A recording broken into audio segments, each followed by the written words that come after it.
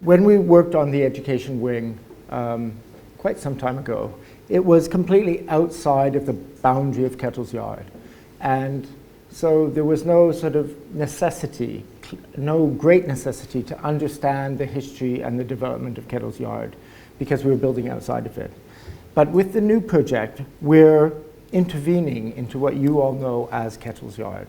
And so it's become incredibly important for us to kind of understand, as we always have believed we understand what Kettle's yard is about. We really have spent a lot of time looking at what makes Kettle's yard such a wonderful place.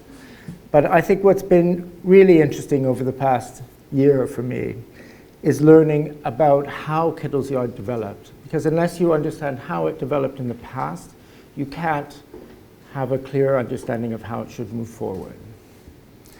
And I think what's been really important in this process has been looking and speaking to different people. And I think central to this has been the time that I've spent personally and the office has spent talking with David Owers, who's here tonight, about his involvement in building the building you're sitting in now, which is really the heart and soul of what we think of as Kettle's yard.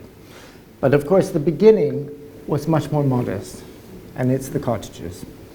When you consider that this is Kettle's yard as it is today, the cottages are tiny and very beautiful, and they have an intimacy, a closeness, which is what makes them such a wonderful starting point. But in 1970, David Owers, with the office of within Leslie Martin's office, built this. And then in 1982, a small building on the end of the terrace was demolished, and a two-story building was built in this position in blue. The ground floor was used as a shop, and then there was a flight of stairs up to offices, which is why there's a set of windows along the side in the pitched roof. This building was not designed to ever be a gallery. It was designed to be a shop and offices on the street. So its original intent is not what it is today. It's very, very different.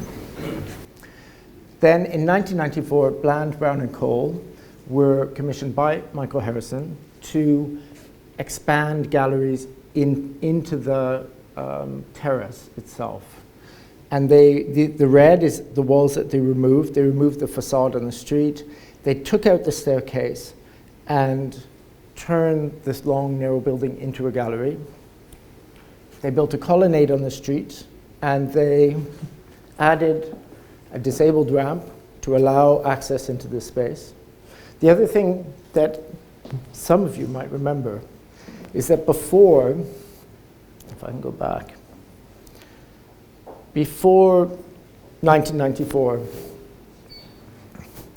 when you arrived on Castle Street, you immediately went up a flight of stairs. Do you remember?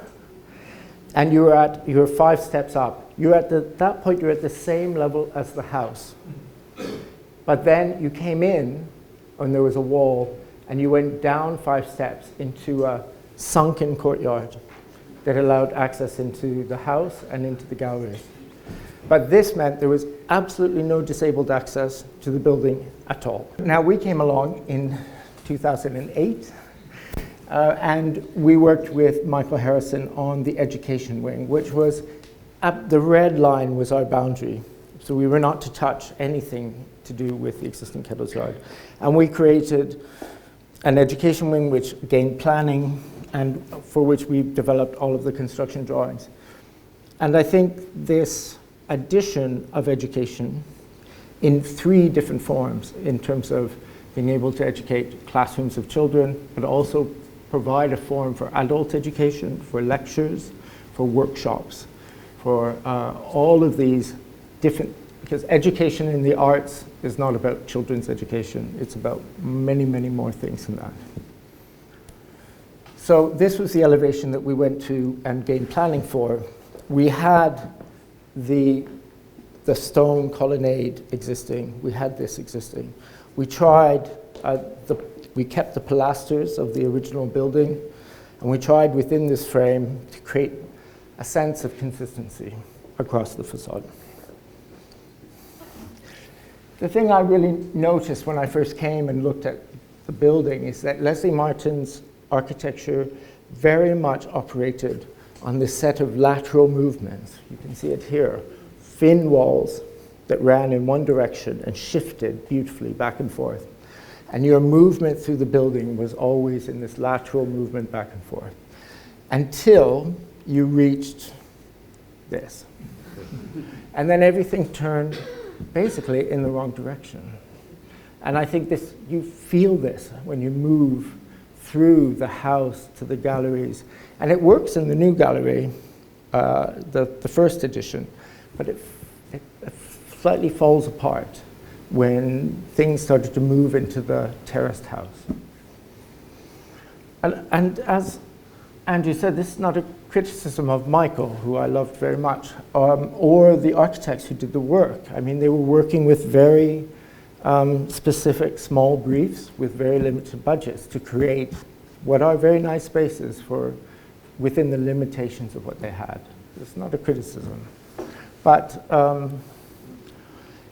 I always now come back to this, which is the 1970 project, because it is the embodiment of what I believe is Kettle's Yard.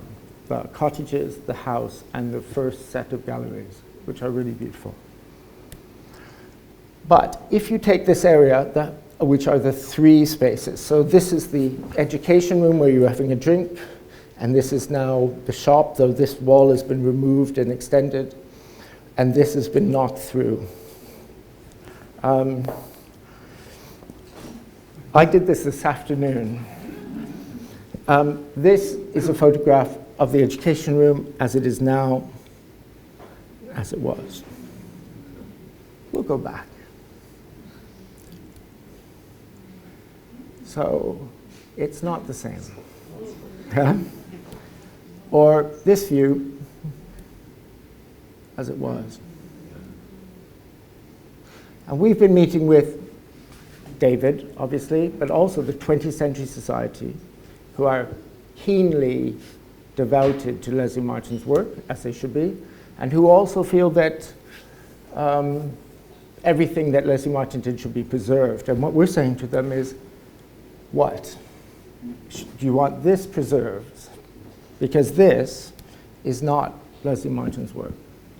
So I think there's an opportunity in the new project to, first of all, bring back some things that were lost in the last 20 years. So in a way, the historical significance from the planner's point of view, from the 20th century's point of view, is the facade of the Victorian terraced house on the upper floors and the roof form of the Victorian house to the street. They want to maintain that. The ground floor of it has been altered over and over again as shops. And then they feel the significance of the site is really the cottages, the house, and as much as we can, the suite of original galleries from 1970. This makes it look like everything else is sort of up for grabs, but in fact, it's a much more delicate process than that. So this is the ground. I think the two primary things is the creation of two new galleries. Gallery 2, as it's called, is really just a slightly expanded version of the gallery that's there now. So instead of it coming across and angling down, it becomes a complete space without an angled wall and without a set of double doors on the side. But it's essentially the gallery that was first intended, but with more space to make a pure gallery that follows on. Gallery 1 sits within the terrace, but we've decided to remove the flat at the first floor level in order to create a gallery which, instead of being the lowest space in Kettle's Yard, will become the highest space, bar 1, which you're sitting in. It's not as high as this. But it's a new volume, so that we're creating two contemporary art galleries that really allow the curators at Kettle's Yard to create the best of contemporary art on exhibit for Cambridge. We're taking what is now the offices, which are hidden from most people's view, in a space which originally, this space was an outside courtyard garden, which would be used by a curator who would have a little flat here. But all of this has been offices for some time. But by moving the offices up into the top floor of the terraces where there have been flats, this can be opened up and become public space for the first time and used as a small, very small cafe.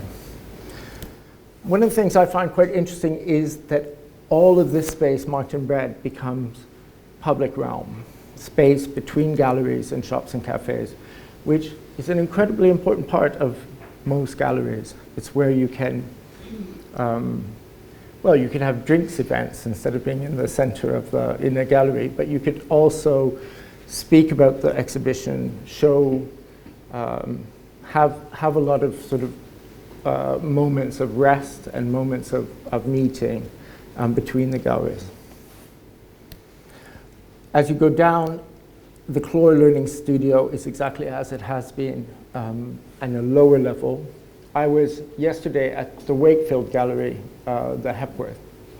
And as I walked towards the entrance, you walked by the education room, and through the glass, there were 5 families doing things on the tables. And education and family education was really present as you arrived. And with the Cloy Learning Centre on Castle Street, when it's not a full class, because when it's a class of students, it can't be viewed by the public, by law. So we'll have to, sadly, this is the law. But when it's families, and when it's adults, then it can be open, and the activity of Kettle's Yard can become sort of public. I did say at the very first competition, so many years ago, that for a city that's completely premised on education, it's virtually impossible to see education happening in Cambridge. But this is an opportunity for that to happen. As we move up, we have a project space connected to an archive. And this is part of education, but it's about research and also about extending exhibitions through archive work and moving the archive so that research and exhibition and archival exhibition. So often when an exhibition in the galleries is about Bridget Riley, in this space could be letters, photographs, documents, sketches. So it can be a secondary gallery that helps support the work of the main gallery. This is the house. You're sitting in this double height space. Most people, if you ask them to draw a section through this building, would find it quite difficult. You're basically sitting in a windowless pit. Yeah? If this building was entirely underground, it wouldn't be any different than it is today, because there's only one window, and it's been blocked up for the last 20 years. All the light in this space comes from the roof, through these roof lights on the side, which are there and there, and from these roof lights. If the earth was here, it would make no difference to you. It's a really wonderful piece of architecture. This is the low space of the addition, and then this is where we're able to create a new gallery. You'll notice the roof light detail here is the same here, but slightly larger. And then in that terrace, we have the double height of the Cloy Learning Space, which extends underneath, and the lobby, then the project space, and then the learning room on the roof, and the stair that takes you up.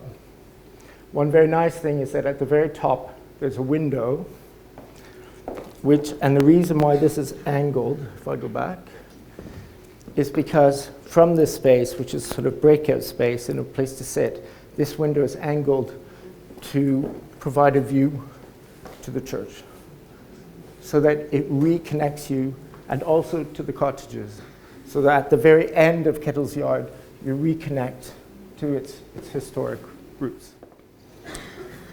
So this is a partial model, if you can understand. This is the what's there now. The steps up, the end of the cottage, the beginning of the house, which continues, and the double set of doors to the house, and then in this corner is the glazing. Yeah? So the curious thing is that the cottages are listed, but the house is not. But as far as we're concerned, the house should be grade 1 listed. So we're treating it as if it's listed, as it really should be. So in order to have a sort of open space into the cafe, we're removing this brickwork. Then because we're creating a lobby itself, we don't need a lobby to the house. But I didn't want to take away this whole piece, so we've just cut the brickwork back. And we're taking the same door and moving it back, but we're keeping the roof line up above. We're keeping all of this brickwork, and this window to the house will have its bars removed. You can see them there, which had to be added for burglar, but now that it's inside, we can take the bars off. And what we're doing is taking the timber screen and sort of bringing it out and sort of stretching it. I think it's important that it's very clear to a person coming to Kettle's Yard that this is not the work of Leslie Martin, that this is not a pastiche of 1970, but it's a new strata in the stratification of the work. If you talk to an Italian architectural historicist, they will talk about that each moment of a building over time is like a strata in archaeology. And the important thing is that each strata is legible.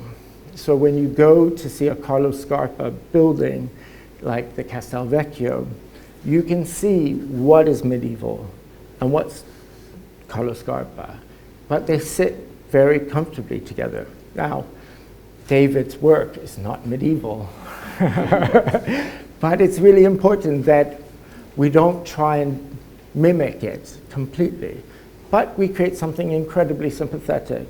So what was important for me was that all of this bulk and some of the brickwork is maintained. The roof is maintained, this roof line is maintained, and all of the timber is maintained. And that this new metal screen with a very thin, as thin a roof as we could make, is like a very lightweight insertion into the space. But what's more important is that when you approach, that the courtyard continues through into the building, and that this wall reads as an external wall and remains, and all the plaster is now being taken off the side wall. So the outside of the house is read as an external volume, and that this is felt and read as a very lightweight, delicate thing that sits in front of what is the house, even though elements of the house have been, like, this piece has been taken away. I think one of the things is that the big black timber doors don't say welcome to the modern visitor, as Andrew says often. What we're hoping, and I do believe, that a very lightweight metal screen with a sliding door that's automatic as you approach it, you'll find yourself, you'll think you're still in the courtyard, but you'll find yourself inside Kettle's Yard before you realize it. And then you've crossed the threshold and you're already inside. And it will be much more welcoming. And there's only one door, and it's here. And it takes you straight to a welcome desk and not straight into the house, because it's very important that the house keeps its separation. But what it means is also, at the moment, if we go back, the moment you go up to the house and ring the bell, and you come through the house and go upstairs, you go through the whole house, and most visitors get here and try and go out. And they're told to go back up the stairs, back through the cottage, back through this to a traffic jam, where they then try and get out, and their bags are being kept in the cupboard. This will allow people, and the number of people visiting is going up and up, and the house is a fragile thing. So this allows the possibility that when you arrive, you come through the door to this. And here you leave your bags, or we might have some more coats in the back. You might have time tickets, or you might not need them, but people are directed, if the house is full, they can have a coffee, they can visit the galleries, they can shop. Or they can leave their coats, they can go outside, because I think it's an essential part of Kettle's Yard to ring that bell and go through that door. If you take that away, it's no longer Kettle's Yard. So in terms of the elevation, this is basically the elevation that's there with the blanked out. And one of the things we looked at with this new metal screen, and we're looking at trying to do the metal screen in a very fine bronze, or a metal with a bronze finish, because we think it shouldn't be timber, because the timber was part of the Leslie Martin 1970 moment, and this should be something distinct. But then we felt that maybe this would provide a method for creating a more consistent facade on Castle Street. We're moving forward and re-inhabiting the space of the colonnade, because that colonnade really doesn't operate as a colonnade, and we want to use that as an internal space. This will then be a new window onto the gallery, which one side opens for bringing in big works. So we can bring big works in directly. But it rebuilds that volume, but to be honest, there's not very much of the original building left in that volume. And takes this fine bronze metal for the education wing and continues it for the facade, the gallery. I'll speak about this in a minute, and for this. So there's a new kind of consistent language of very fine detail sort of wrapping around the exterior to bring a sense of consistency. So I just wanted to speak very briefly about this space on the street, and we zoom in. So this is really an escape stair from above to allow occupation of all the different floors above. And it varied from the last time you saw it, where the stair occupied the whole space on the street, and you basically had a glazed facade with a stair behind it. We've now redesigned it. It used to be the stair went up, turned, and went this way, and there was space. So that this can be clear glass, and we now have a large wall, which behind it is a stair going down to the basement and a stair going up, and so fire escape comes down through the store onto the street. What this provides is a kind of third gallery, which is on the street, which is not public, but it's public in the sense that it's on the street, but it's not people visiting it. And it's here, so this is all glazed, and this is a single wall on Castle Street, which can be given to an artist, or it can be used as a way of announcing the exhibition that's inside. It's a flexible wall. It's 1.2 meters back from the street. So you can put a title for the exhibition on the glass, and then you can let the artist take the whole wall and have a really large work of art on Castle Street that announces what's happening inside. So for us, it's gone from being a staircase to being the sort of third gallery, which I think is really nice. So this is a model we've made of the new gallery inside the building. And I think one of the important things is that we've taken this roof light, and which it's right here, but I have a picture of it in case you can't see it. But one of the really wonderful things about this roof light, the more you look at it, is that the ceilings are lower, and the walls rise up above it, which makes the ceiling in the middle hover. And the end wall is flush. So we're taking this, and because the scale of the room has gone up, the proportion has gone up. So it's a new generation of the original detail, so that there's a sense of real consistency. I've always loved this quote, which I didn't want to just guess, but Jamie said, when speaking of the work done here and moving from the cottage to moving to this room, it starts from the cottage with a couple of generously wide steps down and continues through an open doorway into very large and comfortably proportioned new building. which itself develops in easy and individual stages. And I think that sense that these are bigger rooms, as this was tremendously bigger than the cottages. In fact, our rooms are much smaller than this. But the thing that's important for me is that there's this sense of moving in easy and individual stages into the final gallery, which is the new gallery on Castle Street, which, as you can see, has the proportions of a proper contemporary art gallery.